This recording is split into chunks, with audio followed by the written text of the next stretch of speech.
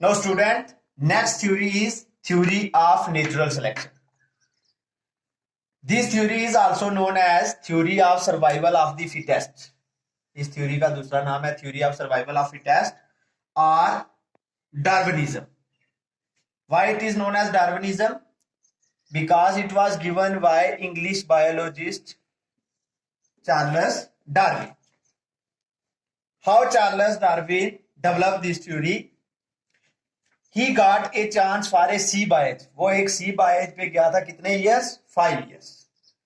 जिस शिप में उसने ट्रेवल किया था उस शिप का नाम था HMS Beagle. He traveled in the ship HMS Beagle.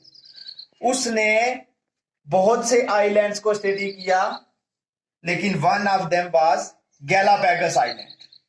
अब ये जो गैलापैगस आइलैंड था, इसको डार्विन ने कहा था natural laboratory of evolution. Means जो नेचर ने खुद एवोल्यूशन की एक लेबोरेटरी अगर क्रिएट किया तो वो गैलापैगस आइलैंड. अब गैलापैगस आइलैंड में डार्विन ने जो स्पेशल चीज स्टडी की थी वो थी डार्विन फिंचेस. ये एक वर्ड्स थे जिनका अब नाम है फ्रिंगिला. ये जो थे डार्विन फिंचेस, इनको कहा गया था. अब डार्विन फिंचेस जो थे वो कहाँ के नेटिव थे? गैलापैगस आइलैंड के. और डार्विन ने ये देखा कि जो नेटिव बर्ड्स थे नॉर्थ अमेरिका के और जो डार्विन फिंचेस थी उनमें क्या डिफरेंस था? Size of beak. जो डार्विन फिंचेस थी उनकी वीक जो थी वो लॉन्ग थी, और जो नॉर्थ अमेरिका की नेटिव स्पीशीज थी उनकी जो वीक थी वो शॉर्ट थी. और जो नॉर्थ अमेरिका की नेटिव स्पीशीज थी वो हर्बीवोर्स थे. क्यों हर्बीवोर्स थे? क्योंकि उनको नॉर्मली यहाँ पे हर्ब्स मिल जाते थे खाने. लेकिन गैलापैगस आइलैंड में जो कि सारी साइड वाटर था वहां पे हर्ब्स कम थे, तो उनको हर्ब्स खाने को नहीं मिलते थे. इसलिए उनको क्या करना पड़ता था? सी से जो है वो इंसेक्ट्स को ईट करना पड़ता था सी के अंदर से. अब सी के अंदर पानी के बॉटम या पानी के बीच उनको अपनी चोंच लेके जानी पड़ती थी, जिससे वो अपनी बीक्स को बार बार यूज करते थे. ये जो बार बार यूज होने से इनकी बीक जो है लॉन्ग हो गई, और ये जो चेंजेस इन कंडीशन के कारण एक तो उनकी फीडिंग हैबिट चेंज हो गई, हर्बीवोर से इंसेक्टिवोर बन गए, और दूसरा उनकी जो वीक्स थी वो स्मॉल से लॉन्ग हो गई. Now postulates of theory of natural selection. First postulate is rapid multiplication. Now this concept was taken by Darwin from Malthus theory of population. Malthus theory of population. According to Malthus theory of population, population increase geometrically whereas food and space increases arithmetically. अगर हम example लें geometrically की, geometrically हुआ जैसे 1 से 2, 2 से 4, 4 से 8, 8 से 16, ये हो गया ज्योमेट्रिकल.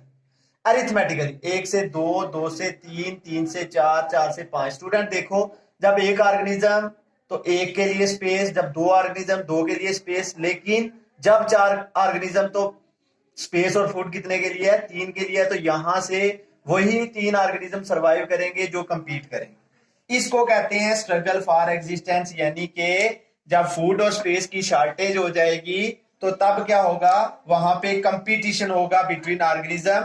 ये 3 टाइप का होगा. कितने टाइप का होगा? इंट्रास्पेसिफिक, जैसे नेम इंडिकेट कर रहा है, between the same species, eg between 2 cats for a piece of meat. Interspecific, between different species, जैसे एक डॉग और एक कैट के बीच एक पीस ऑफ मीट के लिए स्ट्रगल होती है, उसको कहते हैं इंटरस्पेसिफिक. एनवायरमेंटल, इन एनिमेट ऑब्जेक्ट, यानी कि जो नॉन लिविंग ऑब्जेक्ट हैं उनके साथ, जैसे क्लाइमेट के साथ कंपीट करना पड़ता है, चेंजिंग टेम्परेचर के साथ कंपीट करना पड़ता है, इन सभी को कहते हैं एनवायरमेंटल कंपटीशन. इन तीनों के साथ जब ऑर्गेनिज्म कंपीट करता है तो ऑर्गेनिज्म में क्या आ जाते हैं? चेंजेस आ जाते हैं. यानी कि कंपटीशन क्या लाता है? ऑर्गेनिज्म में चेंजेस लाता है. इन चेंजेस को कहते हैं वेरिएशन. वेरिएशन 2 टाइप की हो सकती है, एक कॉन्टिन्यूअस और एक discontinuous.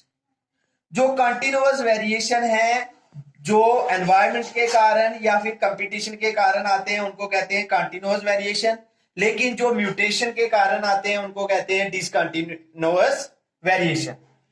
According to Darwin, the continuous variation जो है वो प्ले करती हैं रोल किसमें? एवोल्यूशन में. लेकिन जो डिसकंटिन्यूअस वेरिएशन है वो रोल प्ले नहीं करती हैं एवोल्यूशन.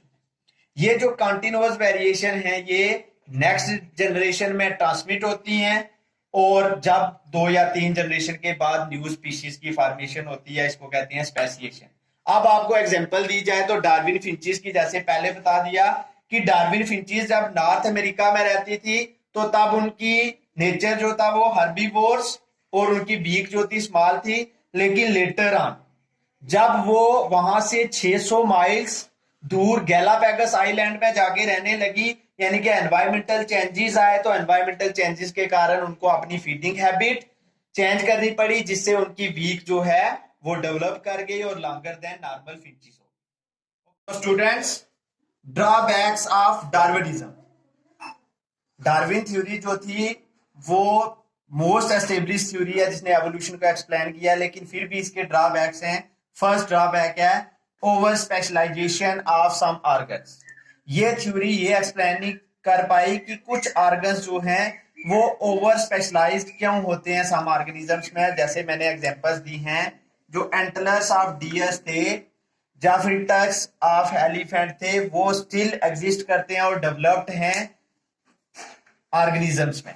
दूसरा आ गया, इस थ्योरी ने एक्सप्लेन तो किया survival of fittest, but not the arrival of fittest. Means कि लास्ट स्पीशीज जो सबसे फिटेस्ट होगी वो कैसे अराइव होगी, वो कैसे आ जाएगी, जिसके आगे no variation will takes place.